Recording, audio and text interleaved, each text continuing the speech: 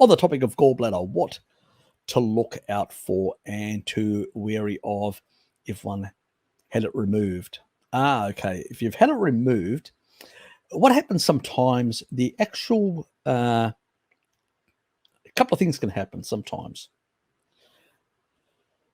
In the bile ducts, because the body really knows that it needs a gallbladder, it will actually create a little duct, like the gallbladder was, off at the bottom of the liver there, in order to store some of the bile. So it will do that, some of that sort of stuff.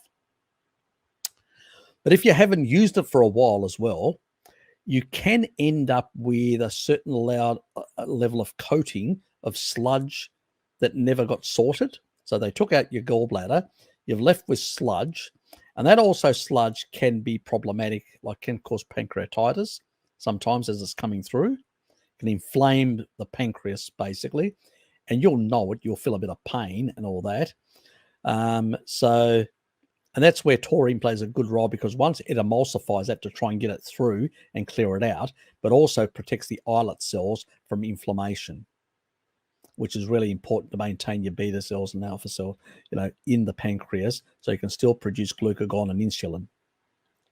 Very important. So, yeah, these are sort of things you may feel symptoms. You may get a bit of light tanny feces that can actually happen sometimes if you've got those sort of things. But generally speaking, the body learns to adjust its flow of bile from the liver.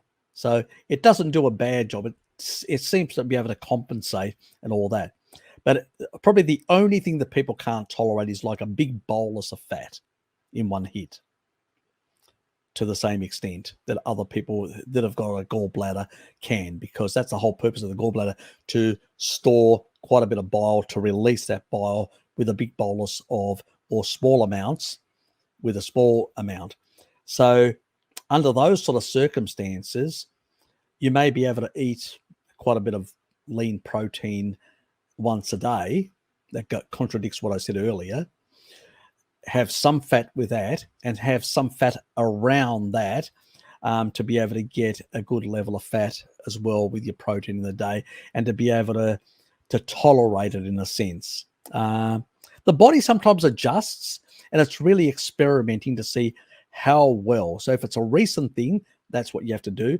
Over time, the body certainly adjusts and can actually release more bile from the liver than normally. And so it does tend to adjust and its function, and creates this little duct which stores some, releases some of that as the other stuff that comes out of the liver. And so it does increase the amount and improves slightly the functioning. But that's after you've had a gallbladder removed for a certain period of time and the body has adapted.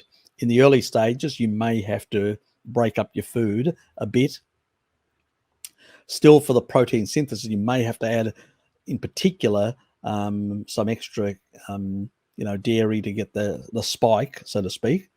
But at the same time, you may have to spread out slightly the fat component and keep it as a snack type thing. You cook it up, cut it up, put it on a plate, and have it as a snack throughout the day, so you can sort of tolerate it until your body gets used to being able to deal with bigger boluses over time.